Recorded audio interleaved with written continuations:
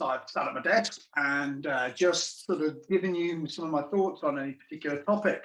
But given that this week sees the end of World Mental Health Week, I wanted to just sort of give you my take and sort of share some of the work that we've been doing recently to help our clients with their mental health. Now, again, one of the things I am very conscious of in this world is that I am not a counsellor, I'm not a psychotherapist, I'm not qualified as a hypnotist or any of that, and neither do I practice any of that. But I am a holistic health coach. I am trained as a sort of mental health coach to a certain degree. And my approach is very much like it is with spinal rehabilitation, with nutritional work, is first and foremost, I want people to get the basics right. And I believe, and I know from my experience, that if people can get the basics right, then often the more complex stuff is not necessarily needed, and people can find their own route and their own calm and their own peace and their own route to better mental health. I think the interesting thing with mental health versus physical health is that physical health is probably a place you can get to and achieve definitively, probably more so than mental health. I would say mental health is much more akin to physical fitness in that it has to be worked at constantly. And it's not something you can necessarily just kind of do a load of work on and then leave it and sort of it will always be okay, and you can fix that problem. So that's the sort of one. I think the other thing and why it's sort of part of the work that we do is it's that whole idea of the body being a very complex and integrated system, because as yet I haven't found anybody that can actually show me definitively and point to a place on a body that says this is where mental health starts and this is where physical health finishes. We know there's a mind-body connection. We know there's a gut-brain connection. We know all of these things. And so I think it's really important for me as a holistic health coach to make sure that I am at least having one eye or one sort of question mark about mental health, be that mental health or be that mindset or be that attitude or conviction or other bits and pieces. These are all parts of how we think. And for me, helping a client to achieve their goal is really quite important. And often that needs an element of time spent considering how we think, okay, and where we go from there. So, what I wanted to do is just, again, share a little bit about how we go about doing it. And again, one of the key things that I'm really clear on with people is we almost never do it as a let's look back on your life and find out why this happened and why that happened, and what impact that had on you and things like that. That to me, and I might be wrong, but that to me is very much more counselling, and it's not something I am skilled to do. I am very much about looking forward and saying, what do you want? What matters to you? And why in this point are you taking action or prepared to take action? And yes, we may look at some of the things that have happened as to why you've ended up at this point, but more from a point to say, well, what can I learn about that to move me forward? So again, it's partly my personality, but it's really about being very proactive and very positive with whatever lessons get learned to make sure that you can use them in a really healthy way to get what you want fundamentally. So, our work is very much about looking forward. It's very much about being positive and proactive and saying what you can do and what you do want primarily, but also then knowing what you can't do and what you don't want to make sure you don't do that.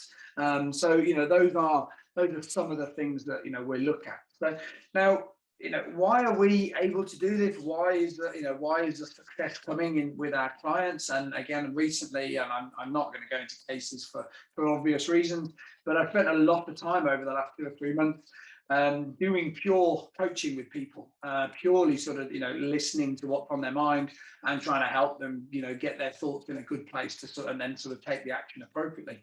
And I think that one of the critical things for me that has come out of that process, but it's actually that people don't take the time to think.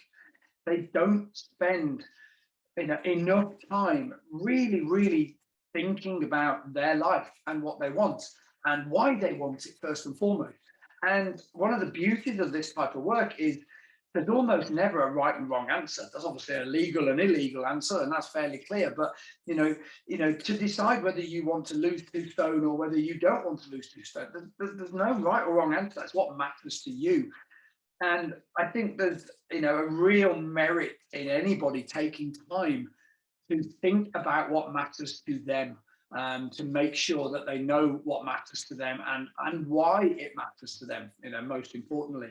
And we do that, in a quite it's very much an exercise, and we give clients a prompt as to what do they want from their physical health, what do they want from their mental health, what do they want from their social life, from their relationships, from their work life, from their spirituality, their religious belief, their cultural needs. How do they want to spend Christmas? Silly things like that. Do you want the big Christmas with the family?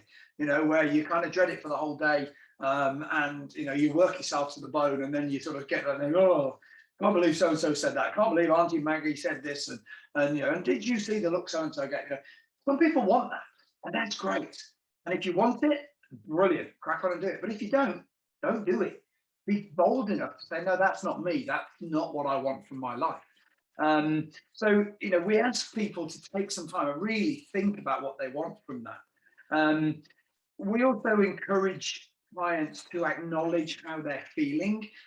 I guess we provide a safe space for people to open up and let things out. An awful lot of therapy, if you like, in inverted commas, is just done just from hearing yourself talk.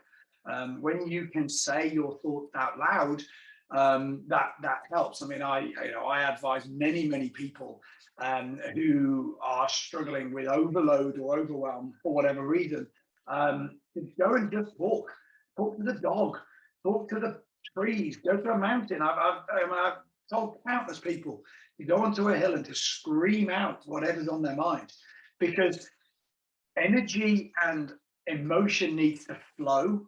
And I do think, again, probably another key point is that when emotion is not flowing, when it's bottled up, that's a place where problems can occur. So again, one of our things is to just listen, to let people talk and help them acknowledge how they feel. At the right time, at the appropriate time, we push back. We make sure they're really meaning what they're saying. Where it's quite useful to give alternate opinion, to give other angles, sometimes hypothetically speaking, sometimes potentially real, but to actually make people look at things from a different angle, because we all know that what means one thing to a person can mean something very different to another person, whether that be somebody from the same background or different cultures or whatever. There's an awful lot of misinterpretation and people thinking so and so said that and meant this, when may not be the case. A sort of real key element of the work that we do is about reflection of things that have been raised. So whether you're working with another person or just trying to help yourself, if you're verbalizing what you're doing, you could be doing what I'm doing now. You could empty what's on your brain out to a computer, record it, and then play it back and see what sense you make and see what key points come up. But it's then about reflecting on that over time. It's not taking immediate snap decisions. Again, I think probably a key element with mental health, different to physical health, is that it doesn't necessarily come straightforwardly, and it doesn't necessarily come in a linear fashion. So we do X, Y, and Z, and we know we're going to get this result. It can take time, and it needs time for it to, as a very good friend of mine once said, these ideas need to percolate. Okay, they need to sort of, think about in your head, ferment a little bit. I'm very much mixing my sort of drink, my sort of drink processes here, but allow that thought to grow and analyze it and think about it. Because how you think about it one evening, it might change by the morning. We also know that actually a lot of ideas and a lot of brain work is done overnight as you're actually repairing the networks within your brain. So it is absolutely clinically proven physiologically proven, neurologically proven, that you might think differently about something the following morning than you did the previous night. So you have to take time, you have to reflect, you have to allow these things to sort of kick about. And then fundamentally, though, like any coaching, it's about taking action and being then held accountable to taking those action. And whether that is to, again, I'll take one example from a client I've seen today, whether that is to contact somebody you have been in touch with for a while, but actually haven't seen in person because they're a good person, they make you feel good about life. Well, go and see them. I haven't seen them for years. Well, that's okay. Ask if you can. Because if you like speaking to them, if they're good for you, go and do more of that. And that probably leads me on to the final point, and I am oversimplifying here, a massively complex area, a massively serious area. But for me, from the mental health coaching I can do, if I can help my clients identify what makes them feel good, identify what they enjoy doing, what they want to do, well, I'm going to want to see them doing more of that. And it can often be as simple as that. I like going for a walk, but I never go for a walk because I'm always busy and I'm doing things, or I work in the city centre, or I now work from home, so I'm not going out for a walk. Well, go for a walk, lunchtime, after work, before work, buy a dog, adopt a dog, whatever it may be. But those are the things that, identify what you want to do, identify the things you want your life to be filled with. Conversely, then you will be identifying the things you don't want in your life. Then you can analyze what's in your life and find out what those are and how many of those have you got. And if you've got them, you need to move them out of your life and fill them with things that you want to do. And again, I understand this probably sounds really, really simple, but for the vast majority of people, I believe it can be that simple.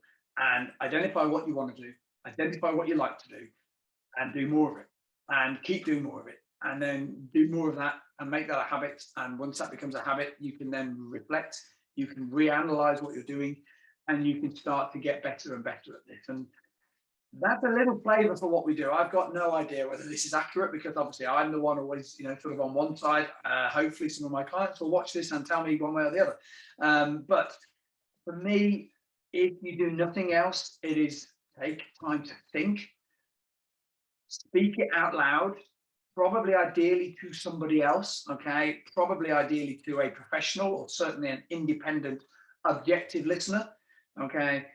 And then reflect on what you've said and finally take a bit of action. And those are some of the key points that here at JT Ethos we do with our clients week in, week out to help them thrive mentally while we're also helping them thrive physically. Thank you very much. Hope that was useful. Hope you enjoyed it. Leave me some comments and let me know. Thank you.